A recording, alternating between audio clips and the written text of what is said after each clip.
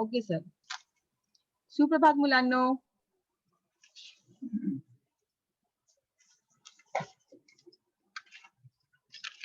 बृहन्मुंबई महानगरपालिका माध्यमिक शिक्षण विभाग तर्फे आयोजित ऑनलाईन अध्यापन तासिकेत आपले सर्वांचे सहर्ष स्वागत. आज आपण इयत्ता 9वीचा मराठी विषयाच्या उपयोजित लेखनामृतातील भाग संवाद लेखन याचा अध्यापन करूया. बच्चों, पहले भी हमने संवाद लेखन का अध्ययन किया है. आज फिर से हम लोग उसका रिवीजन करेंगे, पुनरावर्तन करेंगे, ताकि आपको एग्जाम में लिखने में कोई परेशानी ना हो. संवाद म्हणजे काय? पहिल्यांदा आपण बघूया की संवाद म्हणजे काय असतो आणि हे कशाला गरजेचं आहे. संवाद लेखन म्हणजे काय? दोन किंवा दोन पेक्षा जास्त व्यक्तींमध्ये होणाऱ्या बोलण्याला संवाद असे म्हणतात. जब हम किसी से बातें करते हैं दो या दो से अधिक व्यक्तियों के बीच बातें करते हैं, ठीक है, तो उसे ही हम कहते हैं संवाद, जिसे हम इंग्लिश में डायलॉग राइटिंग भी कहते हैं और हिंदी में हम उसे संभाषण या फिर बातचीत भी कहते हैं. ठीक है, तो यहाँ पे तो हम करते हैं कि दो से अधिक व्यक्तियों से हम बातें करते हैं, उसे हम संवाद कहते हैं. लेकिन जब हम परीक्षा में लिखते हैं तो हमें सिर्फ दो व्यक्तियों के बीच के संवाद को ही लिखना होता है. ठीक है. मराठीत संवाद हा शब्द संवाद साधने या अर्थाने वापरला जातो. मराठी में जो संवाद होता है उसे हम संवाद साधने इस अर्थ से इस्तेमाल करते हैं. संवाद हा साधावा लागतो, तो साधल्याशिवाय घडत नाही. इसके संवाद आपको करना पड़ता है. बिना संवाद किए, बिना बातचीत किए हम एक दूसरे से संवाद नहीं कर सकते. संवाद लेखन या घटकाचे प्रमुख उद्देश्य म्हणजे विद्यार्थ्याला सुसंवादी बनवणे. मतलब संवाद लेखन के जो हम पढ़ते हैं, संवाद लेखन क्यों आवश्यक है? क्योंकि संवाद लेखन के द्वारा हम विद्यार्थी एक सुसंवादी बन सकते हैं.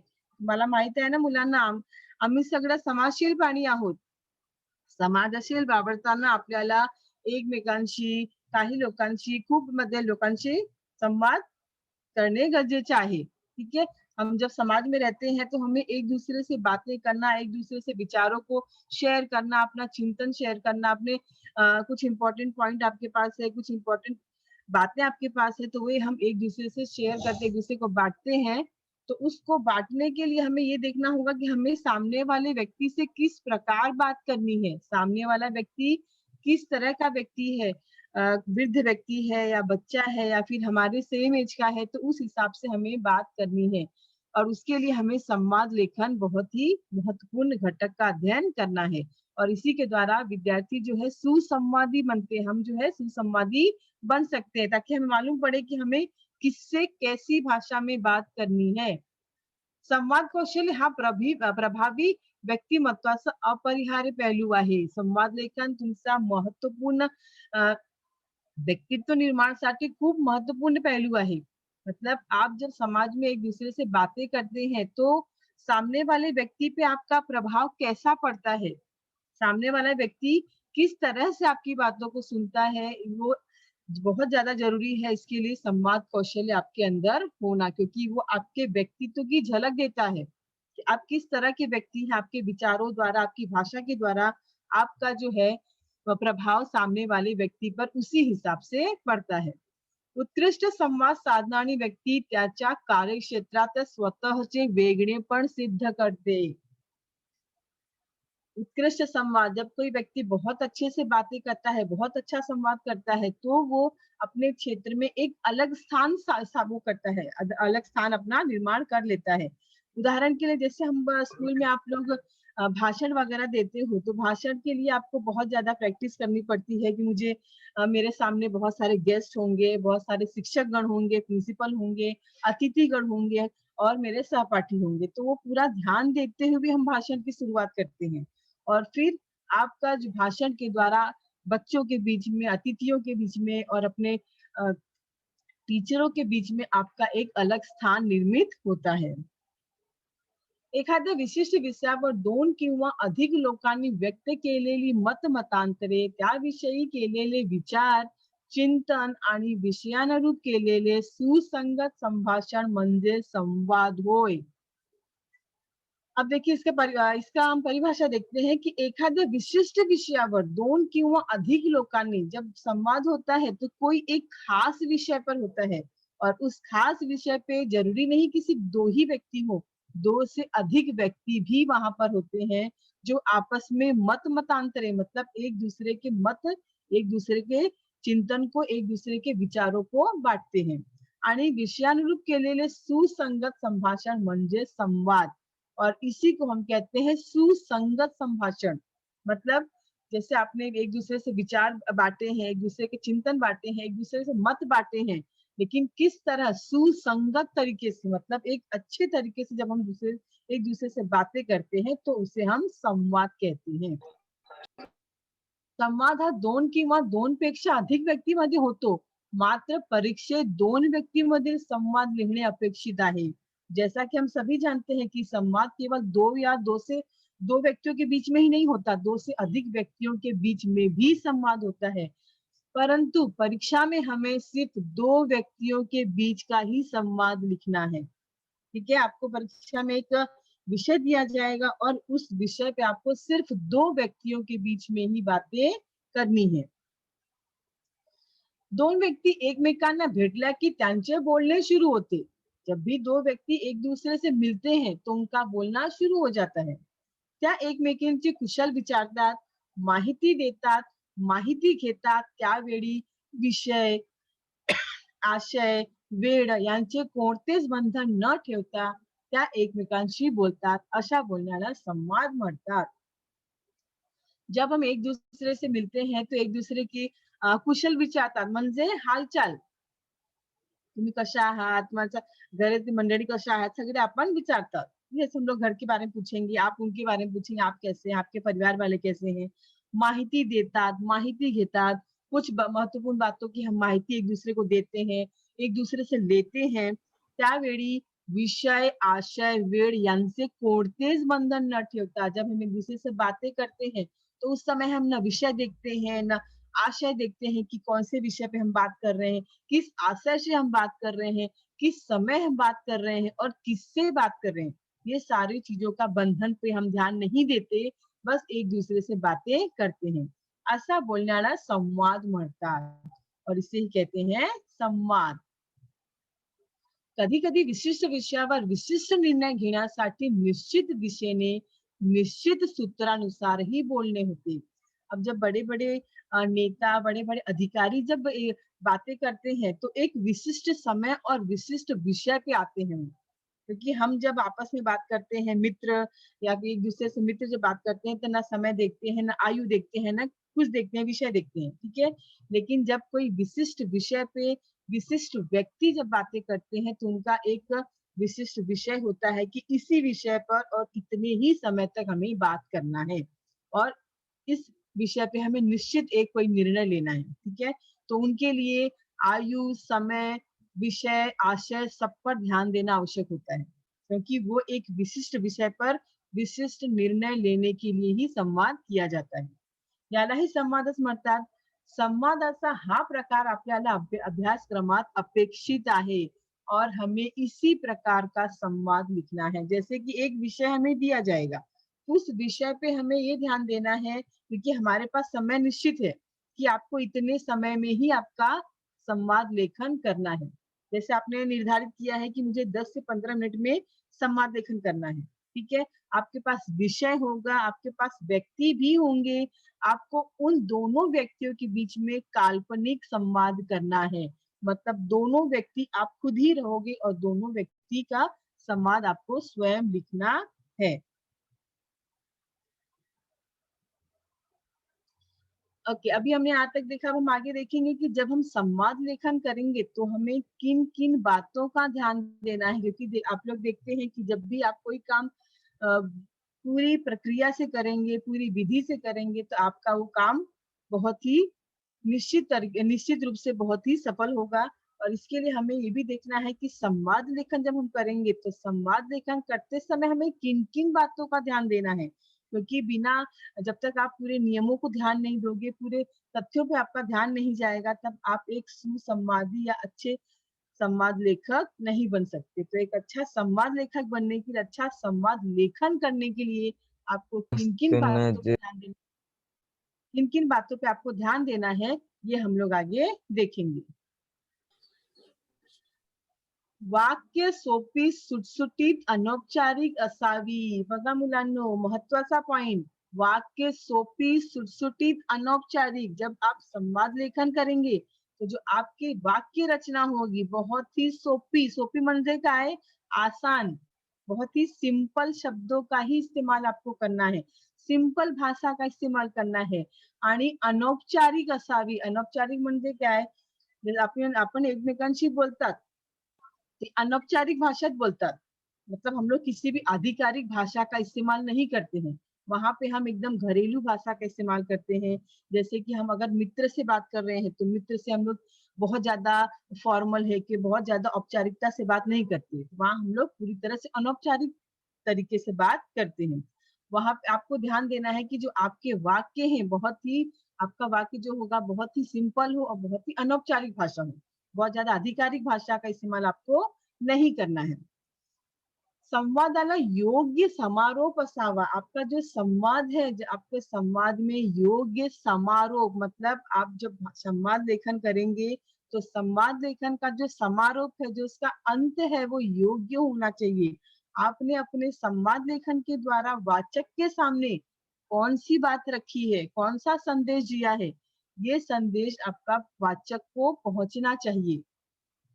किस प्रकार की भाषा आप इस्तेमाल कर रहे हो, या आप अपनी भाषा के द्वारा, अपने संवाद के द्वारा क्या बोलना चाहते हो, ये आपका, क्योंकि आपको परीक्षा में एक निश्चित विषय दिया जाएगा. उस विषय पे उदाहरण स्वरूप आपण बघूया, आपल्याला परीक्षेत जर मोबाईलचा वापर असा विषय दिला जातील, तर मोबाईल आपण कशाला वापर करतात, त्याचे काय तोटे आहे, काय आहे, तुम्हाला सगळं माहीत असलं पाहिजे. आणि जेव्हा तुम्हाला संवाद समारोप करतात, त्या तुमचा हा संदेश लोकांमध्ये, हा संदेश वाचकामध्ये पोहोचला पाहिजे. आपने अपने संवाद के द्वारा मोबाइल का इस्तेमाल करते हैं, तो उसके क्या फायदे हैं, क्या नुकसान है, ये बताते हुए आपको अपना संवाद लेखन करना है. संवाद हो नाही स्वरूपात संवादात हो नाही स्वरूपात संवाद नसावा. बघा मुलांनो, बहुतेक आम्ही तेच करतात. आम्ही संवाद लेखन करतात आणि हो, नाही असंच संवाद आपण लिहितात. पण हे असं आपल्याला लिहायचा नहीं. संवाद जब हम करते हैं, तो ज्यादातर हम यही करते हैं, छोटे-छोटे वाक्य लिख देते हैं। छोटे-छोटे वाक्य मतलब खाली शब्द लिखते हैं। तो आपको ऐसा कोई संवाद उसमें नहीं लिखना है जिसका उत्तर हाँ या ना में आए. जैसे की आम्ही हमने मोबाईल का देखा था, की मोबाईलचे फायदे. तर तुम्ही असं विचारलं, "तुझ्याकडे मोबाईल आहे का?" "होय." "तू मोबाईल वापरतो का?" "होय." असला तुमचा संवाद नसावा. आपको ऐसे संवाद नहीं इस्तेमाल करने हैं, जिसका उत्तर खाली हाँ या ना में आए. ठीक है? ये आपको ध्यान देना है. आपके जो संवाद होगा, वो वाक्यों में होगा, छोटे-छोटे वाक्य ही होंगे, लेकिन प्रभावी वाक्य का ही इस्तेमाल आपको करना है. संवाद ओढ़ून ताड़ून नसावा, मतलब ऐसा संवाद आपको नहीं देना है, लिखना है, जिसके द्वारा वाचक के मन में कोई तनाव निर्माण हो. मतलब आपके संवाद के द्वारा या आपकी भाषा के द्वारा पाठक के मन में या वाचक के मन में किसी भी प्रकार का तनाव निर्माण न हो, ऐसा आपको संवाद लेखन करना है. त्याचा मनात काहीही तणाव नसला, काही तणाव ज्याचा मनात असला तरी असा संवाद आपल्याला लिहायचा नाही. संवादातील पात्रानुसार भाषेत बदल करावा. बघा मुलांनो, खूपच महत्वाचा हा पॉइंट आहे. संवादातील पात्रानुसार भाषेत बदल करावा. आपल्याला हे लक्षात घ्यायचं आहे, की आपण जे संवाद देतात, ते संवाद कोणाकोणात लिहित आहोत, हे आपल्याला खूपच लक्षात घ्यायचं आहे. जब हम संवाद लिखते हैं, तो आपको इस बात पर भी ध्यान देना है कि आपके जो संवाद लेखन में आपने जिस पात्र का ऊपर संवाद लिखा है, उसके हिसाब से, उसी के अनुसार आपकी भाषा होनी चाहिए. उदाहरण के रूप में जब हम किसी दो मित्रों के बीच में अगर हम संवाद लिखते हैं तो उनकी भाषा कैसी होगी? दो आधिकारिक भाषा, दो महिलाओं के बीच में अगर संवाद होता है तो वो संवाद लेखन वो उनकी भाषा कैसी होगी? तो ये एक माँ और बेटे के बीच का संवाद है तो उनका भाषा कैसा होगा? दादा या पोती का संवाद है तो उनकी भाषा कैसी होगी? ये बातों पे आपको ध्यान देना है क्योंकि हमारा जो संवाद है वो पात्रों की भाषा के हिसाब से बदला हुआ होता है। क्योंकि हर एक व्यक्ति, हर एक उम्र का व्यक्ति, हर एक पद का व्यक्ति समान रूप से भाषा का इस्तेमाल नहीं करता। छोटा बच्चा है तो उसकी भाषा कैसी होती? तोतली भाषा होती है। जो कोई बड़ा बड़ा लड़का है या फिर बड़ा बच्चा है या फिर कोई महिला है तो उनकी भाषा अलग स्वरूप की होगी। तो उस प्रकार को आपको ध्यान देकर संवाद लेखन करना है। संवाद हा कोणात सुरू आहे याची स्पष्ट कल्पना लेखनातून यावी. जेव्हा आपण संवाद लेखन करतात ते आपल्याला लक्षात घ्यायचं आहे की आपण संवाद कोणात करतात. आपका संवाद किस किस के बीच में हो रहा है इस बात पे आपको ध्यान देना है. इसके पहले के पॉइंट में हमने पढ़ा कि संवाद जो है पात्रानुसार भाषित बदल करता है, मतलब आपके पात्रों के हिसाब से आपकी संवाद लेखन होना चाहिए. तो ये आपको ध्यान देना है कि संवाद आप किस किस के बीच में कर रहे हैं. तो ये ध्यान देते हुए ही आपको संवाद लेखन करना है. जैसे आपको मैंने पहले बताया कि जैसे हम लोग अगर दो मित्रों के बीच में संवाद लेखन करते हैं तो मित्र कैसे पूरी तरह से एकदम फ्री होके बातें करते हैं. वो कोई बहुत ज्यादा औपचारिक भाषाओं का इस्तेमाल नहीं करते, एकदम अनौपचारिक भाषा हमें इस्तेमाल करनी है. ये भी ध्यान देते हुए लेकिन कि हमारा संवाद किसके बीच में किया जा रहा है. ठीक है. शुद्ध लेखनाच्या नियमाला अनुसरून संवाद लेखन हवे. शुद्ध लेखन हे पण आपल्याला लक्षात घ्यायचं आहे. शुद्ध लेखन मतलब आप जब हेलो। संवाद लेखन करेंगे मराठी में तो मराठी में आपको संवाद लेखन की जो शुद्ध लेखन के नियम है उन सभी नियमों को ध्यान देते हुए ही शब्दों का इस्तेमाल करना है. क्योंकि हम सभी जानते हैं मराठी में कई शब्दों का इस्तेमाल, कई शब्द जो है वो अलग-अलग वाक्य के अनुरूप अलग-अलग उनका अर्थ परिवर्तन होता रहता है. तो उस तरीके से आपको ये ध्यान देना है कि शुद्ध लेखन के नियमों को ध्यान देते हुए हमें शब्द लेखन, संवाद लेखन करना है. योग्य त्या ठिकाणी विराम चिन्हांचा वापर करावा. बहुत ही महत्वपूर्ण हेलो हेलो। पॉइंट है. योग्य त्या ठिकाणी विराम चिन्हांचा वापर म्हणजे जर तुम्ही संवाद लेखन हेलो। करता तर संवाद लेखन करून करता ते आपण काही संवाद लिहितात. ते संवाद लिहिण्यापूर्वी आपल्याला विरामचिन्हाचा योग्य वापर करायला हवा. मतलब आपको ध्यान देना है कि कहाँ हमें विराम चिन्ह लगाने हैं और कहाँ नहीं लगाने हैं. जैसे अगर आप प्रश्न पूछ रहे हो तो प्रश्न पूछने के लिए आपको जब आप प्रश्न पूछेंगे तो जब तक आप उसमें प्रश्नवाचक चिन्ह नहीं लगाएंगे तब तक आपका ये वाक्य जो होगा वो प्रश्न नहीं लगेगा. जैसे अगर आपको किसी के उद्गार व्यक्त करना है, अरे बाप रे, वाह, अगर ऐसे शब्द आप लिखते हैं तो इससे मालूम पड़ता है कि आपने वहां पर आश्चर्यजनक वाक्य का आपको आश्चर्यजनक शब्दों का इस्तेमाल किया है. तो जब तक आप उनका चिन्हों का इस्तेमाल नहीं करेंगे, विराम चिन्हों का इस्तेमाल आप नहीं करेंगे तब तक आपका वाक्य जो होगा वो सही तरीके से वाचक के मन में, वाचक के सामने प्रस्तुत नहीं हो पाएगा. क्योंकि आप विराम चिन्ह नहीं लगाएंगे तो वाचक को पता नहीं चलेगा कि आपने प्रश्न पूछा है, कि आपने आश्चर्य व्यक्त किया है, कि आपने आज्ञा दी है. कुछ भी आपको जो भी होगा आपको वो वाचक के सामने प्रस्तुत नहीं हो पाएगा. इसके लिए आपको विराम चिन्हों का भी इस्तेमाल सही तरीके से करना है. तो अभी हमने देखा कि हमें किन किन बातों का संवाद लेखन करते समय ध्यान देना है. ठीक है. अब हम देखेंगे कुछ उदाहरणों के द्वारा कि जो जो बातें हमने अभी तक देखी कि हमें क्या क्या बातें ध्यान देनी है तो उसका अब हम कुछ उदाहरणों के द्वारा और भी ध्यान से देखेंगे. प्रश्न. नदीच्या काठी असलेले झाड आणि नदी यांच्यातील संवाद. पहला हमारे सामने प्रश्न आपको दिया जाएगा इस तरह का. जैसे आपको प्रश्न दिया गया, नदीच्या काठी असलेले झाड आणि नदी यांच्यातील संवाद. नदी के किनारे स्थित एक झाड़ और नदी, इन दोनों के बीच में आपको संवाद लिखना है. अब हम कल्पना करेंगे कि एक नदी और एक झाड़, किस प्रकार बातें कर सकते हैं। तो वो कल्पना के द्वारा ही हमें पूरा संवाद लेखन करना है। जैसे आप लोग दो उसमें लिखेंगे, एक झाड़ बोलेगा तो फिर एक नदी बोलेगा, फिर एक झाड़ बोलेगा फिर नदी बोलेगा, ऐसे करते करते आपको पूरा संवाद लेखन करना है। अब यहाँ पर हम देखते हैं पहला, नदी। काय रे, पाने लाल का पढ़ लिया है तुझी। देखा, जैसे हमने कहा था कि विराम चिन्ह का, अब यहाँ पे उन्होंने बोला काय रे। अब काय रे के बाद उन्होंने कौन सा चिन्ह का इस्तेमाल किया है, यहाँ पे स्वल्प विराम का चिन्ह लगाया गया है, ताकि यहाँ पे आपको विराम लेना है, थोड़ा रुकना है यहाँ। पाने लाल का पढ़ लिया है तुझी। बघा मुलांना, इथे प्रश्नार्थक चिन्हचा वापर केला आहे। प्रश्नार्थक चिन्ह म्हणजे इथे तुम्ही प्रश्न विचारतात। नदी आहे, झाडाला प्रश्न विचारता की जी पाने लाल का पडली आहे, ठीक आहे। पण जर तुम्ही प्रश्नार्थ चिन्ह नाही लावणार तर तुमचा हा प्रश्न वाचकात पोहोचणार नाही। इसके लिए आपको प्रश्न चिन्ह का इस्तेमाल करना बहुत ही अनिवार्य है।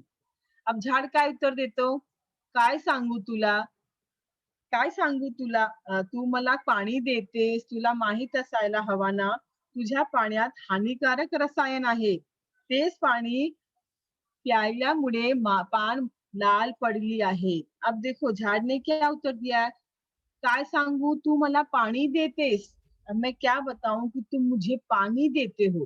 तुला पाणीत, तुझ्या पाणीत असायला हवा ना, तुझ्या पाण्यात हानिकारक रसायन आहे।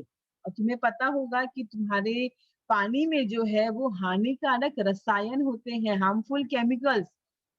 तेज पानी प्यायल्यामुळे पाना लाल पड़ी है, और उसी पानी के पीने के कारण मेरे जो पत्ते हो गए हैं वो लाल हो गए हैं, क्योंकि वो जो पानी है बहुत ही हार्मफुल पानी है, बहुत ही जहरीला पानी होने के कारण, हानिकारक पानी होने के कारण। और मैंने वही, जैसे अभी हमारा शरीर है, हम शरीर में अगर अच्छे तत्वों का इस्तेमाल नहीं करेंगे, अच्छी तरीके से हम भोजन नहीं करेंगे, अच्छा भोजन नहीं करेंगे, तो हमारा शरीर किस तरह कमजोर हो सकता है। उसी प्रकार हमारे वृक्ष का भी है कि अगर वृक्षों में आप सही पानी नहीं डालेंगे तो उनका भी विकास सही तरीके से नहीं हो पाएगा। नदी, मला पण खूप अस्वस्थ वाटत आहे। लोक माझ्यात कपडे धुतात, कचरा टाकतात, कंपन्यांचे खराब पाणी माझ्यामध्ये सोडतात, माझ्यात राहणारे मासे मरून जात आहेत। अब नदी को भी बहुत ही दुख हो रहा है कि मुझे भी अच्छा नहीं लगता, मैं भी बहुत ज्यादा अस्वस्थ महसूस करता हूँ, क्योंकि लोग मेरे पानी से कपड़े धोते हैं, और नदी में ही पानी, नदी के ही पानी में हम कपड़े, जो लोग हैं वो कपड़े धोने लगते हैं, कचरे फेंकते हैं, कंपनी का खराब पानी डालते हैं। और ये सारी चीजें मेरे अंदर आने के कारण मेरे जो मेरे पानी में जो मछलियां रहती है, मासे म्हणजे काय, मछली, मछलियां जो रहती हैं वो सभी मछलियां मर जाती हैं, क्योंकि ये पानी जो है उनके लिए बहुत ज्यादा हानिकारक होता है, और इसके कारण उनकी मृत्यु हो जाती है। झाड, मला सुद्धा हे दुष्ट मानव कधी कपातील हे सांगता येणार नहीं।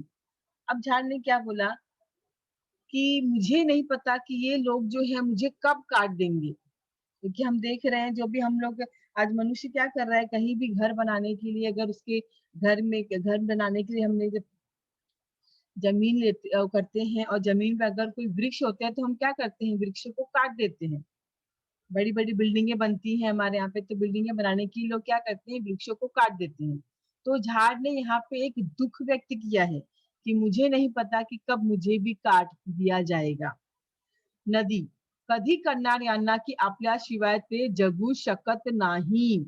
ये बात उन्हें कब समझ में आएगी कि हमारे बिना उनका जीवन संभव नहीं है। हम सभी जानते हैं कि वृक्ष और पानी के बिना हमारा जो जीवन है वो संभव नहीं है। झाड़, तू दूषित झाली तर पाणी कोणाचे पिणार। झाड़ ने बोला कि अगर तुम दूषित हो जाओगी तो वो पानी कहाँ से पिएंगे। मी कापलो गेलो तर हवा कौन शुद्ध करणार, और अगर मुझे काट देंगे तो उनके लिए जो हवा होती है वो हवा को शुद्ध कौन करेगा। हम सभी जानते हैं कि झाड़ जो है वो कार्बन डाइऑक्साइड लेके ऑक्सीजन हमें देते हैं, और हमारे जीवन के लिए ऑक्सीजन बहुत ही महत्वपूर्ण तत्व है, क्योंकि बिना ऑक्सीजन के हम जीवन नहीं जी सकते। तो ये जो हवा को शुद्धिकरण का काम है वो वृक्ष ही करते हैं। नदी, असा प्रलय असल्याशिवाय काय मनुष्याला कळायचे नहीं। जब तक प्रलय नहीं आएगा तब तक इन मनुष्यों को ये बात समझ में नहीं आएगी। खरा है तुझे बोलना। झाड़ ने देखो अंत में क्या कहा, तुम्हारा बोलना बिल्कुल सही है। देखा अभी हमने जैसे हमने पॉइंट में पढ़ा था कि योग्य समारोह बसला पाहिजे। तर या आपल्या संवादात योग्य संवाद आहे। या संवादात आम्ही लोकांना हे संदेश देतात की आपल्याला पाणीचा योग्य वापर करायचा आहे, त्याचा दुरुपयोग नाही करायचा आहे आणि नदीचा पाणी दूषित नाही करायचा आहे आणि तरी आपल्याला वृक्ष पण कापायचा नाही, हे आपण लोकांना आपल्या संवादामुळे काय संदेश देतात। जैसे हम ये संदेश दे रहे हैं अंत में लोगों को, वाचक को, कि हमें अपने नदी के पानी को शुद्ध रखना है, नदी का पानी दूषित नहीं करना है, क्योंकि उस नदी के पानी के दूषित होने की वजह से वृक्ष खराब हो रहे हैं, मछलियां मर रही हैं, पानी में रहने वाले जीवों की मृत्यु हो रही है। तो ये सारी चीजें हम अपने संवाद के द्वारा पाठक को बताते हैं। ठीक है, तो ये हमारा योग्य समारोह होता है। चलिए अभी हम दूसरे एक उदाहरण के द्वारा यहाँ पे देखते हैं। संगणकाचा महिमा। अब यहाँ पे हमारे सामने एक दूसरा मुद्दा आया है, संगणकाचा महिमा। मतलब आज के युग में संगणक म्हणजे काय, कंप्यूटर। कंप्यूटरचा मतलब कंप्यूटर क्यों इस्तेमाल करना है या क्यों महत्वपूर्ण है, ये हम लोग दो व्यक्तियों के बीच संवाद के द्वारा समझेंगे। तो यहाँ पे दो व्यक्ति हैं, पहला है आजोबा और दूसरा है नात शिवानी। अब आजोबांचं नाव काय आहे, रघुनाथराव आणि नातूचं नाव आहे शिवानी। प्रथम आपण संवाद लेखन सुरू करूया। आजोबा, बरेच दिवस झाले चेन्नईला येऊन, मला मुंबईला गेलं पाहिजे। बहुत दिन हो गए मुझे चेन्नई आके, अब मुझे मुंबई जाना है। शिवानी, आजोबा तुम्ही खूप दिवस राहणार आहे असे म्हणाला होतात। बघा आपण पात्रानुसार संवाद लेखन करूया, हे मुद्दे आपण बघले होते। मतलब हमने देखा था कि हमें पात्र के अनुसार भाषा का इस्तेमाल करना है। अब यहाँ पे शिवानी जो है छोटी बच्ची है, तो वो कैसे बोल रही है अपने दादा से, आजोबा तुम्ही खूप दिवस राहणार आहे असे म्हणाला होतात। दादा आपने कहा था कि आप बहुत दिन रहेंगे, हमारे साथ आप बहुत दिन रहेंगे, ऐसा आपने कहा था। आजोबा, अगं दिवसभर मी एकटा असतो घरात, इथे मराठी वर्तमानपत्र सुद्धा मिळत नाही, मी वेळ कसा घालवणार। अब देखो यहाँ पे दादा ने अपनी समस्या बताई कि मैं दिन भर घर में अकेला रहता हूँ और यहाँ पर तो मराठी पेपर भी नहीं आता, मैं अपना समय कैसे बिताऊं। ये समस्या दादा ने अपनी पोती के सामने रखा। शिवानी, एवढेच ना आजोबा, तुम्हाला रोज मराठी वर्तमानपत्र वाचायला मिळेल, मी व्यवस्था करते ना। अब दादी पोती ने क्या किया, तुरंत सॉल्यूशन बता दिया, उपाय बता दिया, इतनी सी बात, आपको रोज मराठी पेपर मिलेगा, मैं ऐसी व्यवस्था करती हूँ। आजोबा, ते कसं काय शक्य आहे हुआ, तो क्या ये संभव है, ऐसा तुम कर सकती हो। शिवानी, आजोबा हे संगणकाचे युग आहे।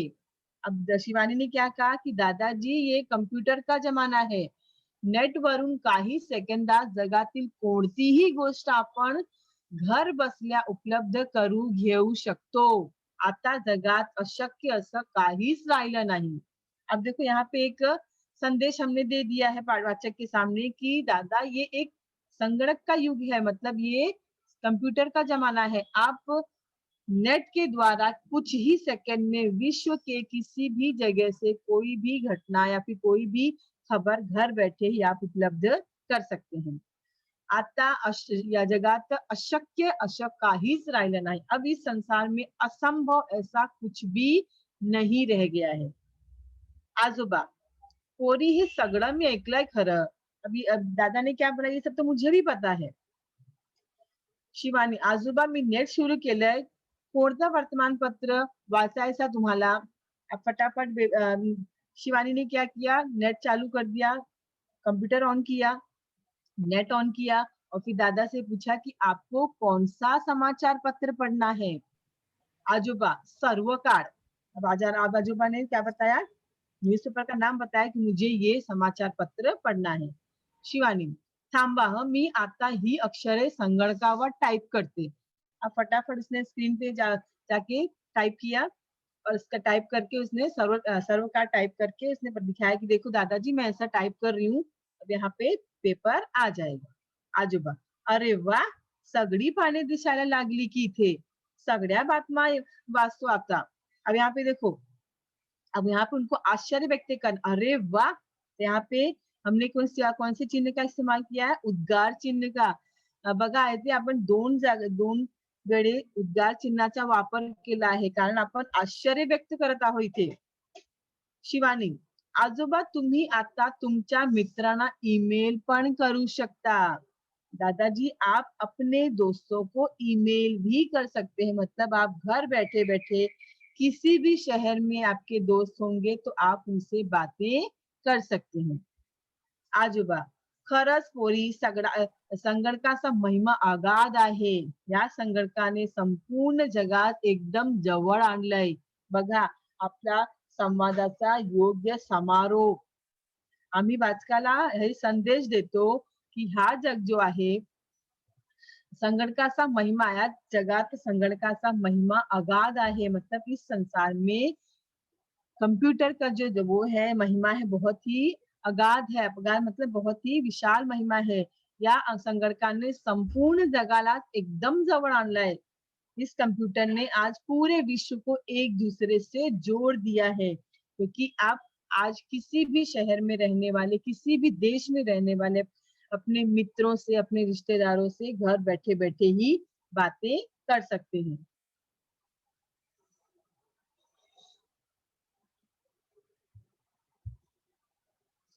बघा आपण अजून एक उदाहरण बघूया.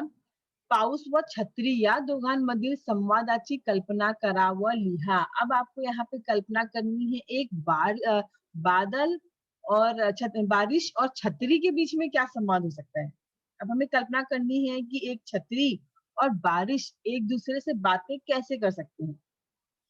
पाऊस, सर्व सजीव सृष्टी माझी आतुरतेने वाट पाहते, तू मात्र मला आवडतेस.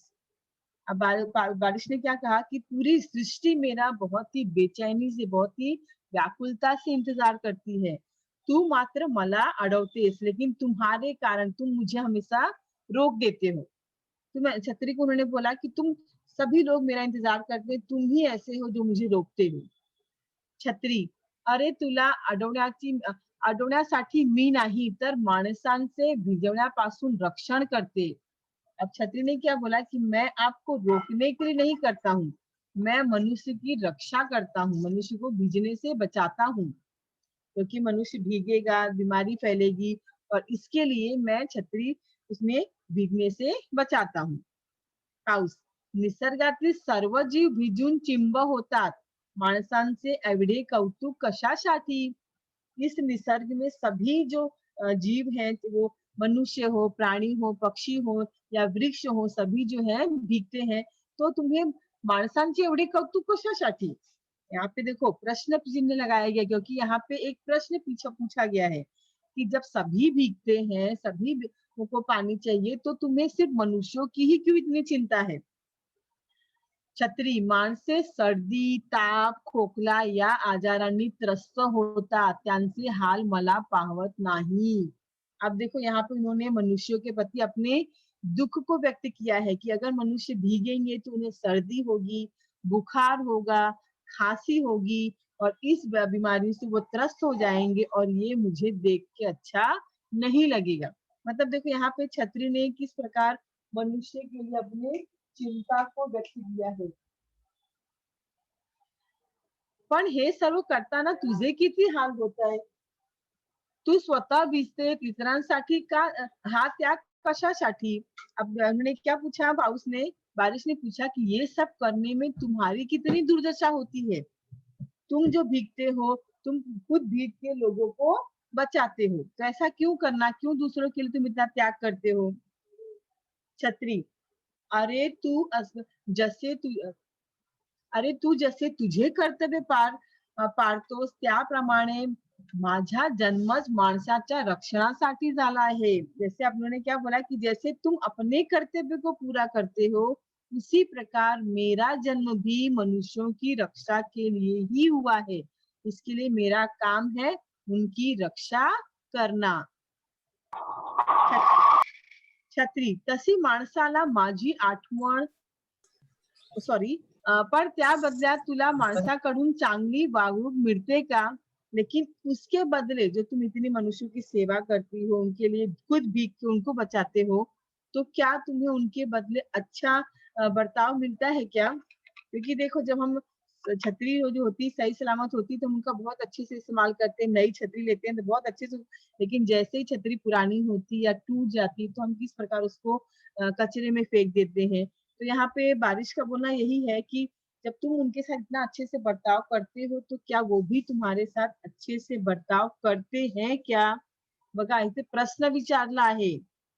छत्री, तशी माणसाला माझी आठवण तू आलास की मगच होते मलाही चिंब विजण्याचा अब उसने उन्होंने क्या बोला कि जब तुम आते हो तो ही मनुष्यों को मेरी याद आती है, क्योंकि जब बारिश नहीं होगा तो मनुष्य छतरी का इस्तेमाल नहीं करेंगे, तो तुम्हारे द्वारा ही मेरा इस्तेमाल होता है।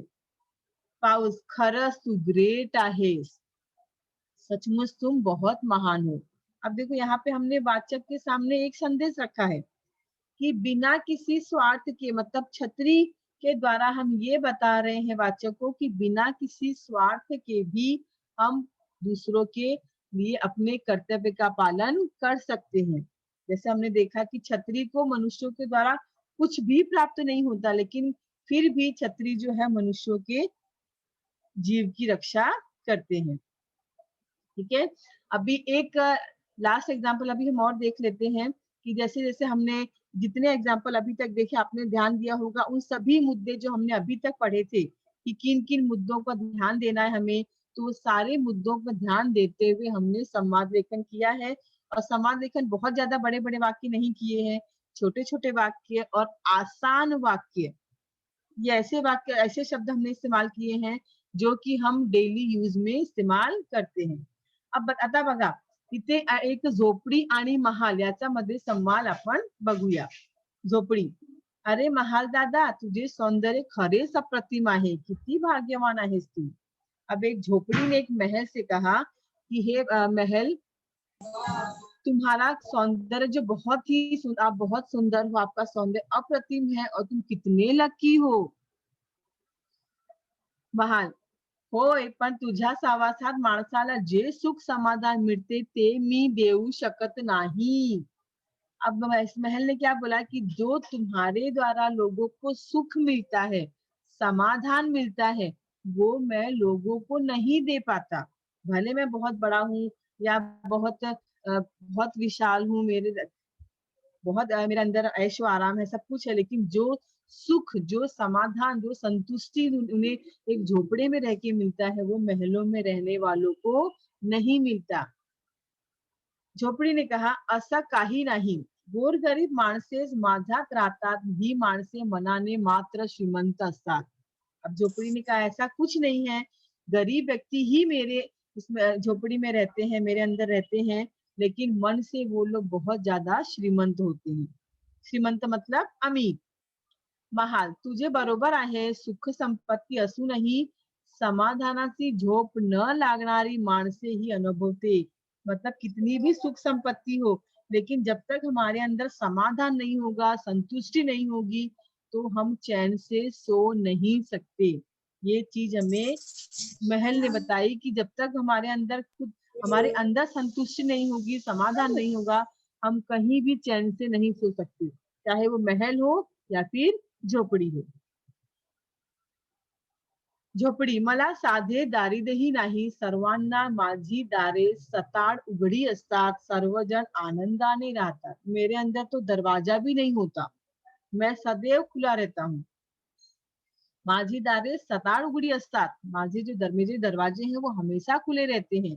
सर्वजन आनंदाने राहतात और सभी लोग आनंद से रहते हैं. हमने देखा जब महल होते हैं, बड़े बड़े घर होते हैं, उसमें बड़े बड़े दरवाजे होते हैं, लोगों को बिना किसी पहचान के अंदर आने नहीं दिया जाता, क्योंकि उनके पास धन दौलत होती है, संपत्ति, तो उसमें रहते हैं कि मेरी संपत्ति चोरी ना हो जाए. लेकिन जो झोपड़े में रहते हैं वो एकदम मन से श्रीमंत होते हैं।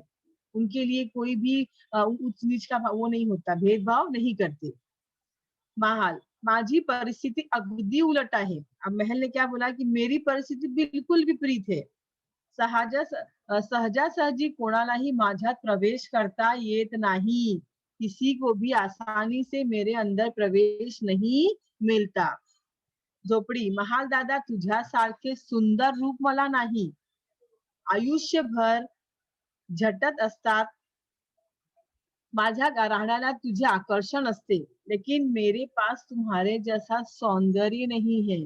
जो मेरे अंदर रहते हैं वो भी तुम्हें पाने की इच्छा रखते हैं, क्योंकि जो झोपड़े में रहते हैं उनका सपना यही होता है कि एक दिन मेरे पास भी महल होगा, मेरे पास भी बड़ा घर होगा, मैं भी अमीर रहूंगा। ठीक है, ये सपना मेरे अंदर रहने वाले लोगों को भी रहता है।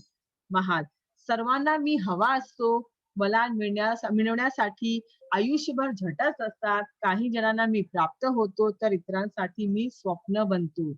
सभी के प्रति मेरे अंदर वो रहता है कि सभी मुझे पाना चाहते हैं, पूरी जिंदगी इसमें जूझते रहते हैं एक अच्छा महल पाने के लिए, अच्छा घर पाने के लिए।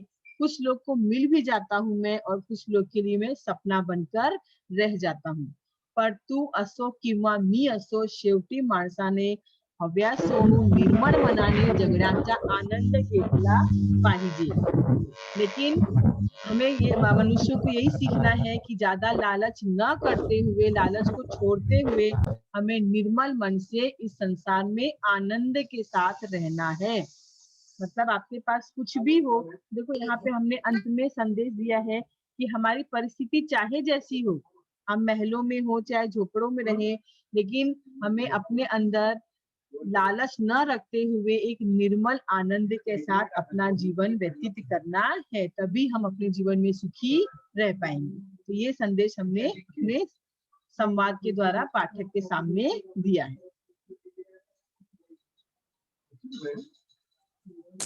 ठीक है बच्चों, अब आपको कोई भी प्रश्न पूछना है तो आप पूछ सकते हैं।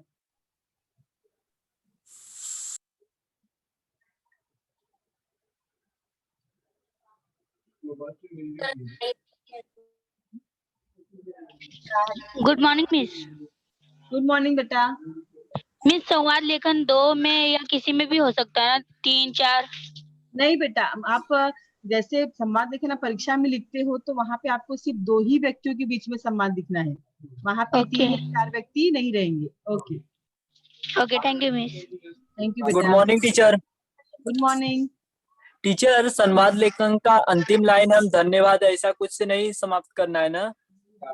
नहीं बेटा, आपको अपना समारोप जो है उसको ऐसा देना है कि आप एक मोरल, एक संदेश आप लोगों को क्या दे रहे हो, वो संदेश के साथ में आपको अपना संवाद लेखन समाप्त करना है। Okay teacher.